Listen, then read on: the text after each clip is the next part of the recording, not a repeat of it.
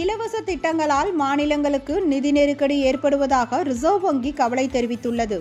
இது தொடர்பாக ரிசர்வ் வங்கி வெளியிட்டுள்ள அறிக்கையில், விவசாய கடன் தள்ளுபடி, விவசாயம் மற்றும் குடும்பங்களுக்கு இலவச மின்சாரம், பெண்கள் மற்றும் இளைஞர்களுக்கு உதவித்தொகை மற்றும் இலவச போக்குவரத்து அறிவிப்பு என பல மாநிலங்கள் இலவச சலுகைகளை வாரி வழங்குவதாகவும், இது பல்வேறு எதிர்மறை விளைவுகளை ஏற்படுத்தி வருவதாகவும் தெரிவித்துள்ளது.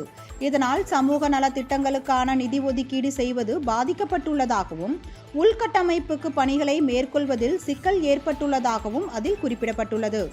ஆராய்ச்சி மற்றும் மேம்பாட்டு பணிகளுக்கு நிதி ஒதுக்கீடு செய்வதும் கணிசமாக குறைந்துவிட்டது எனவும், 2018-19 முதல் மாநிலங்கள் வழங்கும் மானியங்கள் நடப்பு நிதியாண்டுக்கான பட்ஜெட் அளவை விட 2.5 மடங்கு அதிகரித்து 4.7 லட்சம் கோடி ரூபாயாக உயர்ந்துள்ளது எனவும் ரிசர்வ் வங்கி கூறியுள்ளது.